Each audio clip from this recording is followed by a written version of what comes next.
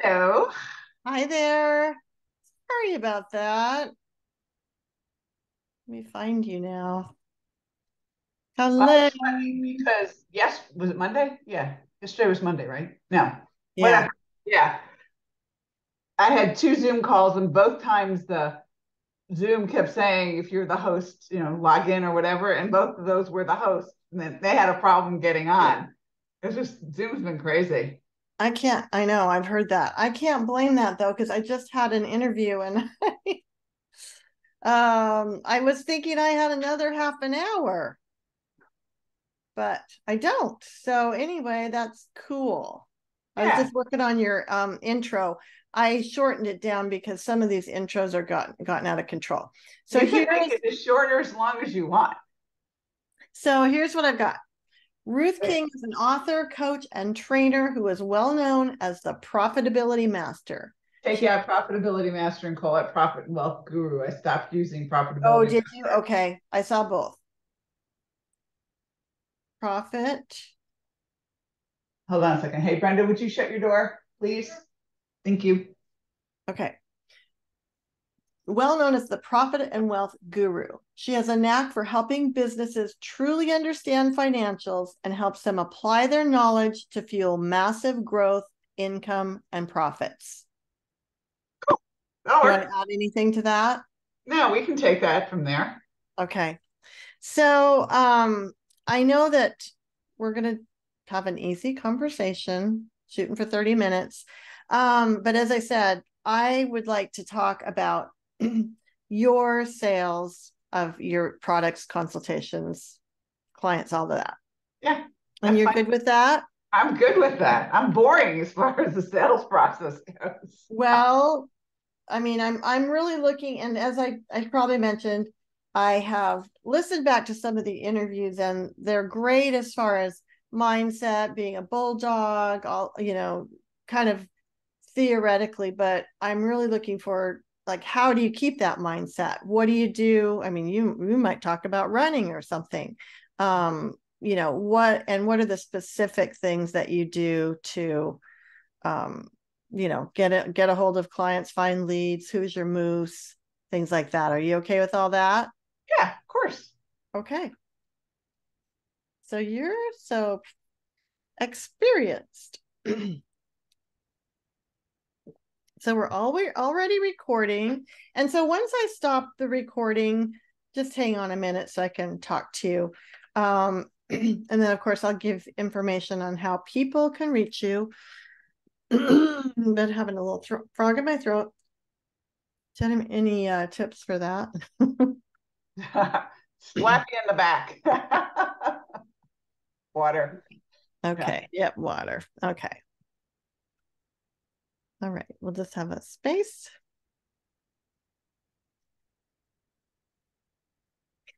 I am excited about my guest today, Ruth King.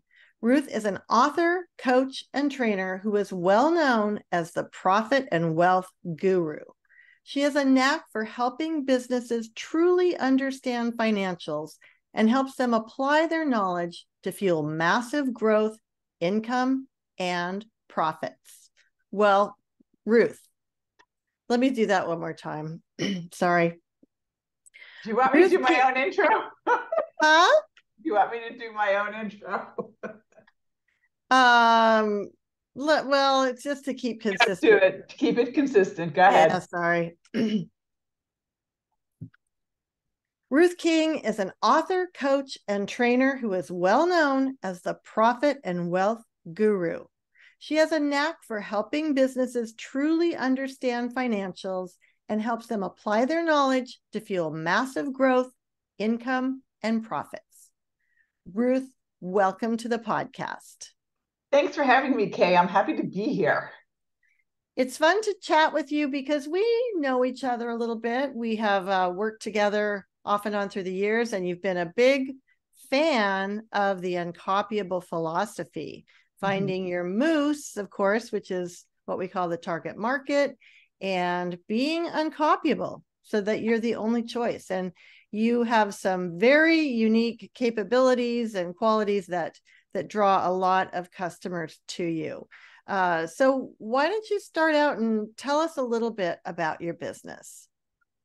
So I actually do a lot of different things, and we can break it down into things that people want to read but don't necessarily want to engage. We can break it into people who want to engage on an online perspective, but not necessarily with me individually. We can then break it down into people who engage with me in either a speaking engagement or a training class, or we can break it down into the one-on-one consulting. So, I mean, we do all of those things. And the reality of it is there are different people who fit into the different niches. So I don't know whether you're aware of this, but I once asked Steve whether I could have two moose. And he said, yes, you can. Dominate the first one first. That's a good, yes, that sounds very familiar, that advice. Yes, Yeah. you can have different moose, but get the low hanging fruit first, right? Yeah, absolutely. So I have been on a quest to actually do some things that are not dependent upon me. So we've actually put that together and we're starting that process, which has been phenomenally interesting. And let's leave it that way. We can talk about We're not that going a to little delve bit. into that, huh? Yeah. And that's how the two moose question came up, in which I asked Steve. So, a And lot by of the way, Steve Miller is my husband, the what originator of the uncopyable philosophy, and his book is great. Of course, I've got an uncopyable sales book. By the way, Ruth has a bunch of books too. But let's get back to your moose and how do you approach this? all right. So my moose is contractors, which is a small enough niche as it is. When I'm going to work one-on-one personally with contractors, they have to be somewhere between 1 million and probably 5 million on average. They have to be service and replacement oriented, not new construction oriented, which means plumbing, electrical, HVAC, pool and spa generators, people who are in either the home services business or in the business services businesses. And so we do a lot of work, or I do a lot of work. That's the one-on-one. And that's what I have a very great group that I call profitability group. And that is only by referral and invitation now. 30 years ago, that was not the case. That's one of the benefits, right, of being in business for a long time and being successful.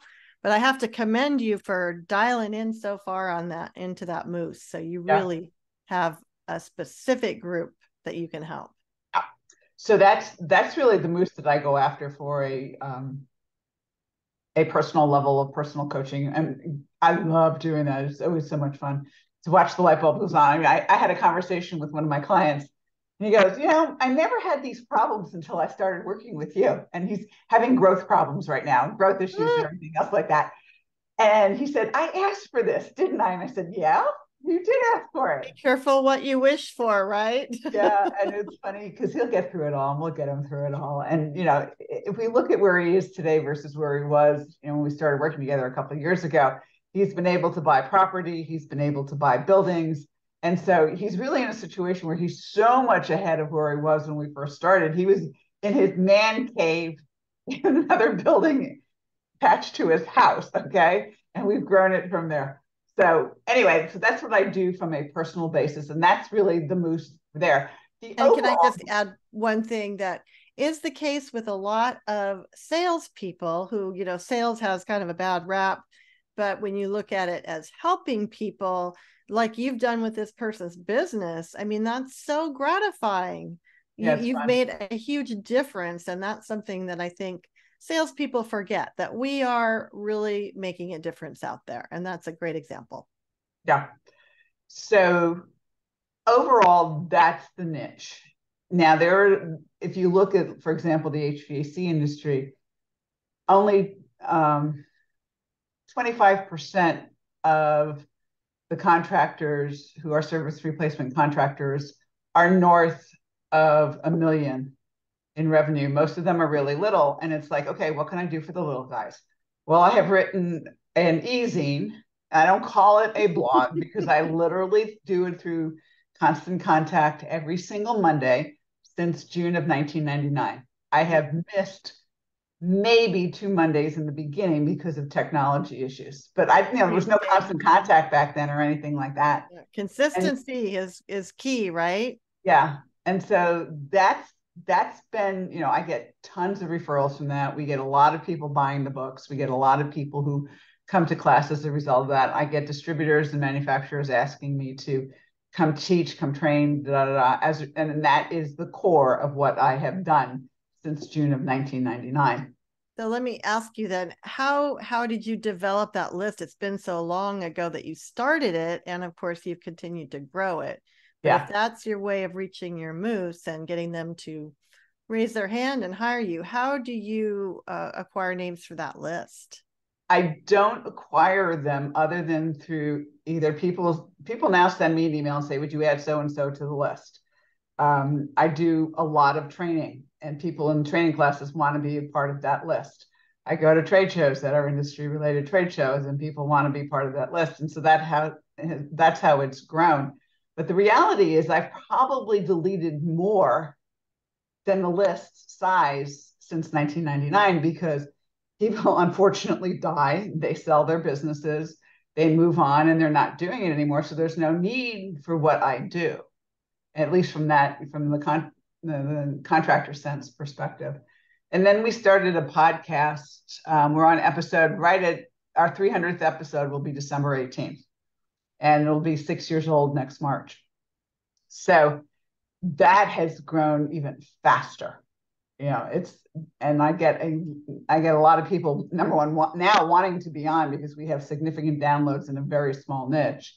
But I also get a lot of people who, I listen to all of your podcasts. It's now time for me to do something. So podcast is that's more marketing, but that brings new customers. So that's something that's been really effective for you, huh? Yeah. And what it was really interesting during COVID, because there are so many podcasts that started during COVID. And if you look at how many of them never, continued, I mean, it's amazing how many did, 10 episodes, 15 episodes and quit.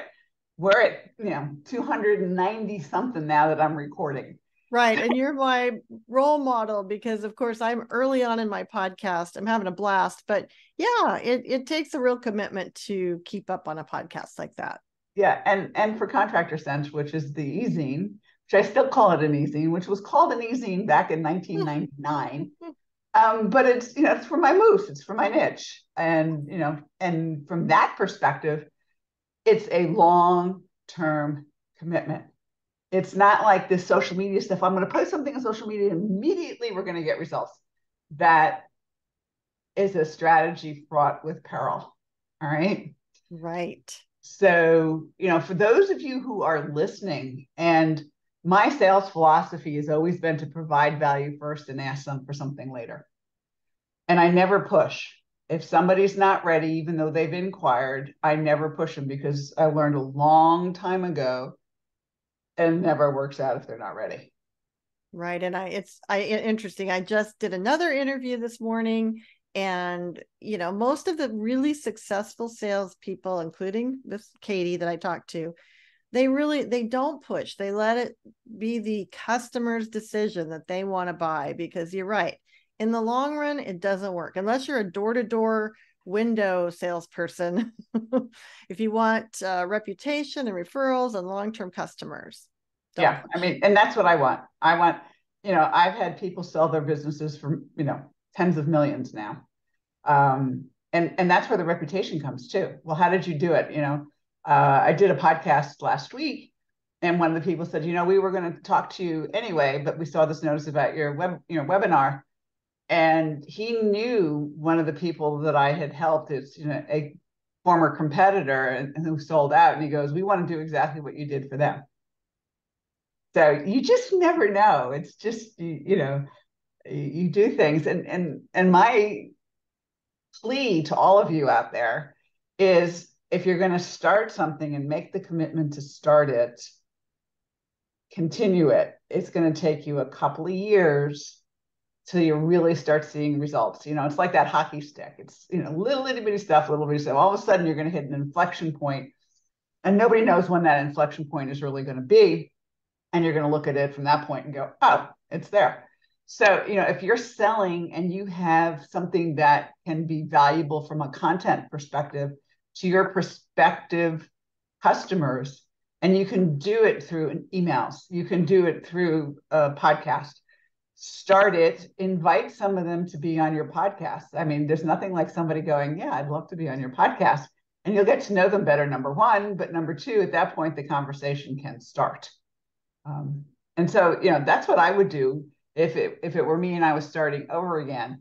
The books I wrote, and I'm laughing because all of my clients gave me all the stories for the books. Yeah, really. That's true. It was easy to write because you had so many great case studies. Except for the first one, which was The Ugly Truth About Small Business. And that was the story, and is the story of 50 business owners who went through horrific experiences, including me, and how we survived and what we would not do the next time, in hopes that people would read it and not make the mistakes that we made. Same thing for The Ugly Truth About Managing People. When we hit The Ugly Truth About Cash and Profit or Wealth, and The Courage to Be Profitable, and now 101 Dumb Financial Mistakes, that's all stories of my clients over the past 35 years.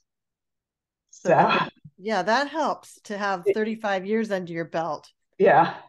So and have the books also been a good, I'm sure they have brought customers to you, right? Well, it's been interesting. I didn't write the books to get customers. I wrote the books because there's so many people who, number one, don't want to afford me, number two, can't afford me, but they still need to understand what a P&L and a balance sheet is. They still need to understand that there are some stupid things that you do in business that are going to cost you a hell of a lot of money if you do them. And so by exposing all of these, and contractors don't like to read as a general rule, so they're on Audible. I've read all 6 of them. They're on Kindle. I mean, so there's no excuse. You can be driving in your truck and listening to a chapter. That's right. Very short. Always learning. Yeah. So that's what we do. It's so if you get someone who responds to a blog or a podcast, do you have a process for turning them into a client? Because I know you do consulting, and I know you have some, groups of members that pay you. So how do you turn them into customers? Most of the time I don't, actually. Almost with every podcast, there's something that, or with Contractor Sense, there's, every once in a while I'll give something away free, like a free template, or, a weekly cash flow report, or a billable hours template, things that can help them. So my thing has always been, you give them the tools. At some point in time, they may or may not come back. I mean, I don't care if they work with me. My thing is that they have to work with somebody to get them the knowledge they need from the financial side of the business, because no contractor started their business to do a P&L and a balance sheet. I promise you that. That's not their ilk. Earners. Let's be real here. When they started their business, understanding what a balance sheet looked like was the farthest thing from their minds. But they have to in order to stay in business and survive. So when they get in trouble, that's when they start paying attention, unfortunately, for most of them. So often they call you then and say, we need help? I've had distributors and manufacturers call me and say, what do you think? And go, we'll pay for you to go out and look at it. And I've told some, yeah, they will do it. And I've told some to cut their losses and run. So that is one important part, is that you don't want to be selling to everyone. You want to sell to customers who will have a great outcome, right? Yep. So as I say to everybody, I either have very short or very long relationships with my clients. They're either going to do it or they're not. And I, as you well know, I'm very black and white, very, don't mince words. Yeah. And so my oldest customer, who I started with in 1987, sold his business in December of 2021.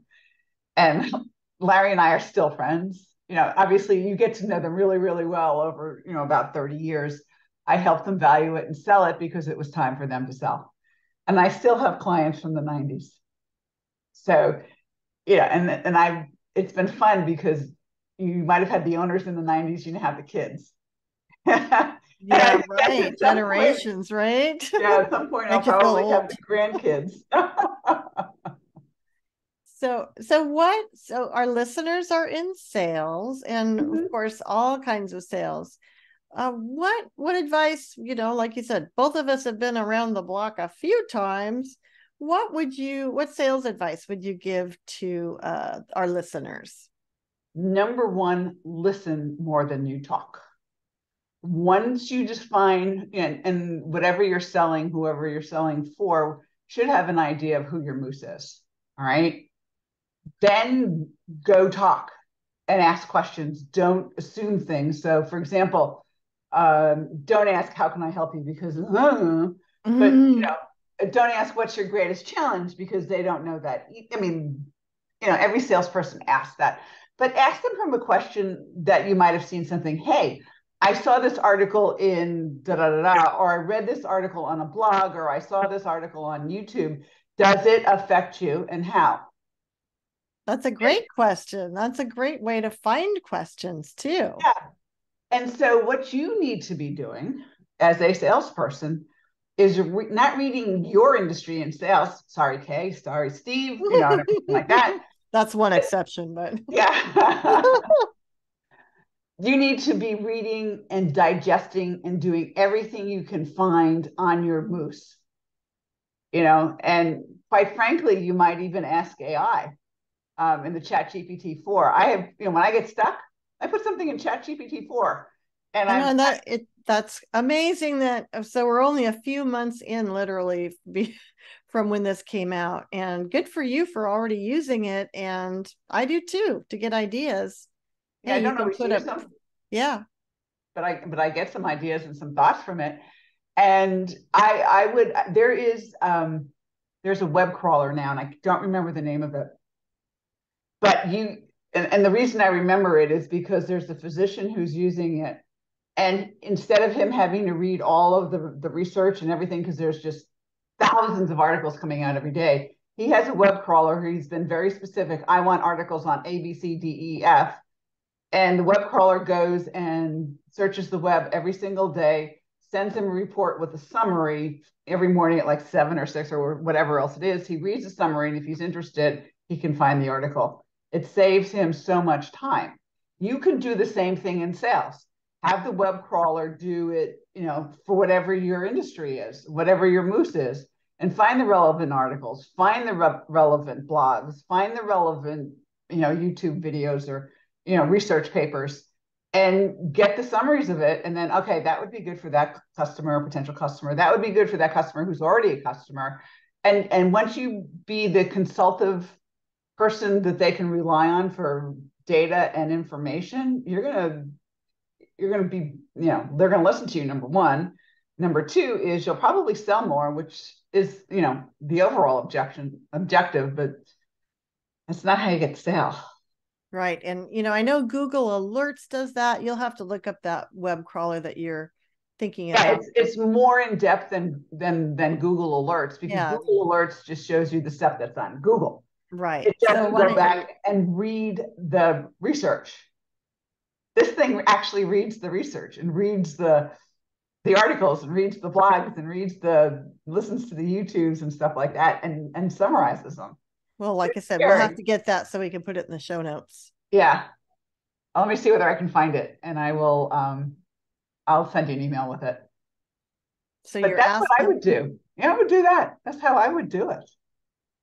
so you're asking questions, but you're also giving them ideas of, is this particular challenge, is that something you face, or getting more specific than what keeps you up at night, for Yeah, example. God, please don't ask that question.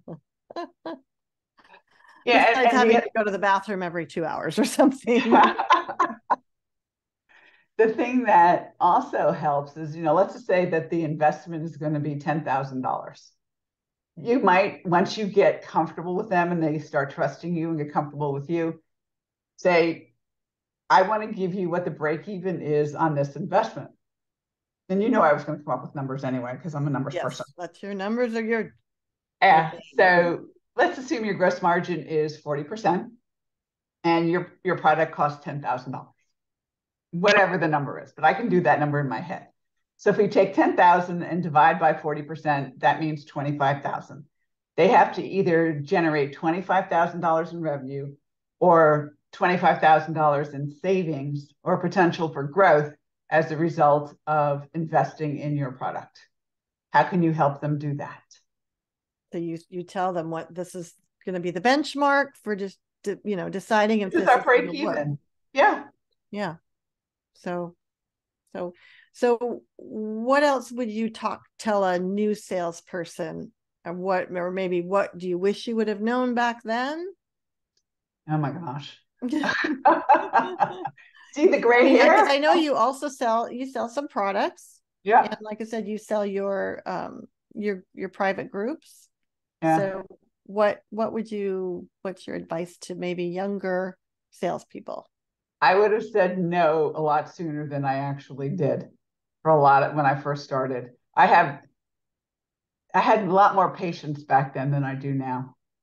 But I would tell a younger salesperson, go find your moose. Make it a consultative sale. Go find the web crawler. Start providing value before you ask for the order. You got to build the trust first.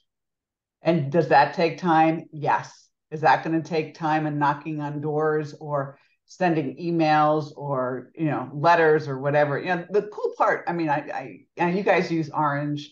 Mine is more of the purple side. The We're thing, talking about branding. Yes, everything we do is orange. Our what we wear, our books, the sunglasses, the the moose has orange ears. the swag that we send out. Yes, and you've really pushed that to your customers too, because so many salespeople do try to spray and pray or whatever. They don't focus on the very best fit for them. Yeah, and you have to be willing to walk away. Absolutely be willing to walk away. And if you're not, don't be a salesperson because it never works out if it's the wrong fit ever. Right. I do talk about, in my book, my early sales success and becoming the number one salesperson for this exhaust company, Walker Exhaust, got the nickname Muffler Mama, was really strategic and deciding which customers are going to do the most for me. And those were also, of course, the ones that I could do the most for them, the best fit. So even if you have someone that might fit your moose, the definition of your moose, you have to really then delve even deeper and say, do they have the budget? Are they, in a position of making the decision? All of those factors come into play. Yep, absolutely. And And this walk is a away. long-term commitment. This is not something you snap your fingers and tomorrow you're going to have a sale. It That's takes, right. unless you're going to be in a retail shop and somebody walks into your shop. And even then, you got to entice them into your shop. So how do you define your perfect customer, your ideal customer? My ideal customer is a contractor who is willing to learn, willing to do what I tell them to do, willing to work on the financial side of their business, and willing to have heartache and pain as they grow because there is freedom on the other side. That's And I've right. got a lot of cases where there's tons of freedom on the other side, but you And got to be willing to go through the pain. do you use stories? I assume you use stories of other Yeah. customers who've had those successes Yep. rather than just telling them. Yeah. Oh, I don't. I just say go call so and so. Yeah, you probably have a lot of references by now. And it's interesting that you say you're not as patient as you used to be. And maybe in a way that's a good thing, because like you said, you could waste a lot of time on customers that won't pan out. Yeah. I mean, I've learned, I don't know when I learned it, probably in my 40s, that time is more valuable than money. Right. Right. What is your favorite part of sales? My favorite part of sales is when a customer either uses me as a consultant or buys a book and has an aha moment and they get it. The light bulb goes on. That's Right. fun. You know that. Now, what about your products? I remember one particular story that you sell products, but you have put together some packages that were pretty innovative to combine things in that way. Tell us a little bit about that and how that worked. I do starting every Thanksgiving, we do the 12 days of holiday savings. I love that. Every day there is a story that is appropriate. So was it last year? I don't know. I know what I'm going to do this year, but I'm not telling everybody because you Ooh, got to be keep it surprised under about it. wraps. Yeah, it's under wraps. And every day there was a story about somebody who stole and what would happen. And it was based on the ugly truth about cash. And so it had to be a couple of years ago. But what happened is there was always a story, there was always a moral story, there was always a free gift, and then there was always an offer for 12 days. And I started Thanksgiving and it ends 12 days later. Right. And And the that's first fun. time you did that, you were like, whoa, why Yeah. didn't I think of that before? Right. I didn't think of it. Dan Kennedy thought of it. I just stole it. Ooh, Dan Kennedy is a big marketing guru Yeah. and somebody definitely worth following. I know that Steve and I both follow him. And when Yeah. you say some stories of people who stole, so these are business owners whose actual employees are stealing from them, correct? Sometimes it was employees, sometimes it was vendors, Oh, sometimes it was, like for example, we had one situation where the owner sent a check for like $45 or whatever it was for, I don't remember the exact numbers. And when he got the checks back, when they were balancing the checkbook, it was $545. And the ooh, bank did it for 545. And he looks at it and goes, this doesn't make sense. So he goes to the bookkeeper, she pulls it, sure enough. So a vendor actually stole. We've had situations where the vendor was in cahoots with one of the employees and they did work on the side that way. So, I mean, it's not always employees who steal, it can be your vendors. We've had situations where the bad guys have hacked checking accounts and operational accounts. Those little square thingies. We had a guy take the federal ID number of the company and put his name on it as his checking account. And instead of the customer, swipe the customer's credit card, thinking they're paying the company because it's the company name on it, but it's his bank account, they're paying him. So there's lots of stories out there. right. And stories are always great for selling, right? People remember stories, they don't remember numbers. Yes, even though you might be the exception because you love numbers. Yeah, but I like them in graph form. I don't like them in table form because I mean, table form doesn't tell me anything. The graphs tell me stuff. Interesting. Yeah, much more of a visual, huh? Well, I'm not a visual person, but a table of numbers is just a table of numbers. It Like doesn't tell you anything. When you gobbledygook. graph that table of numbers is when you really can see stuff. So, as we wrap up, I want to just ask you a little bit about your running and your marathons. So I that have has been, one reason is that so many people talk about mindset in selling. And I'm always looking for specific examples of how you create that positive mindset, keep you going. And I know running is really a passion of yours. And how does that play into what you do? it's running and photography both actually. Okay. I have I've heard not more run, about running, but yeah, photography too. I have not run a marathon since before COVID. And so Darn I'm debating, COVID. yeah, I'm gonna whether I can run a half because I'm running like 8 to 10 miles a week. I mean, what's another three, basically? But running is when I go clean my head out. It's if I get pissed at something, I'll likely go to the gym rather than go running outside and go run on the treadmill for 45 minutes as fast as I possibly can and get rid of it. But photography does the same thing for me. My brain just goes and I get phenomenal ideas and things along the lines like that. So, I mean, that's how I use running. I use it to clean my head out. I use it to come up with ideas because I don't listen to my cell phone. I don't do anything other than just let my mind think. And maybe sometimes I don't even think about anything. I don't have headphones on with music or anything. I just run.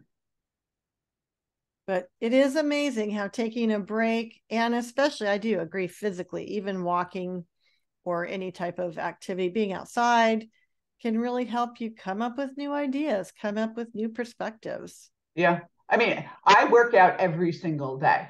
All right. It's not like Monday and Fridays, gym days, Tuesday's bike day, Wednesday is either running on the treadmill or running outside. Thursday's always running hills. Friday's another weight day. Saturday and Sunday are my long runs. That's what I do. And I'm impressed because I have a love-hate relationship, I guess. When I'm into the groove of exercising, it's like an obsession. I can't stop. But then something happens and I do stop, and it's really hard to get going again. So I really admire how consistent you have been for a long time with that. Yeah. And I I ran know my it's I ran my first marathon 3 weeks before my 46th birthday. I started running when I was 44. that's really good. Good for you. You're not quite as old as Grandma Moses when she started something new. Way younger, but it is a great, coping skill for dealing with a lot of things. It is. So Absolutely. I Clean your head out. appreciate your time, and I don't know if you have any closing thoughts for our listening audience. You've covered a lot of great stuff. Do you have any final words? Find your moose, take care of your moose, feed your moose with things that can help them so that they build trust and show them a way. You can use my little break even formula to help them make a decision about investing with you. It is a long term commitment. It is not something that you snap your fingers today and tomorrow it happens. It's build up and you will be very successful over the long term.